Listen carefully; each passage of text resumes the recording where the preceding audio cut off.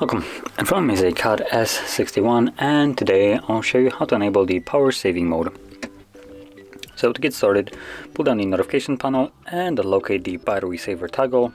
Once you do so, all you need to do is click on the toggle, select turn on, and there we go, we are now in the power saving mode. Now, apart from the device being in this mode, there is a little bit to it.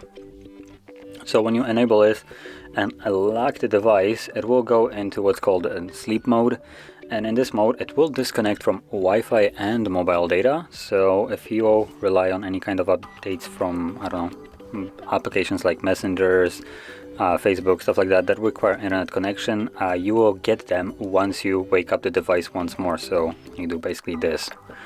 So just keep that in mind.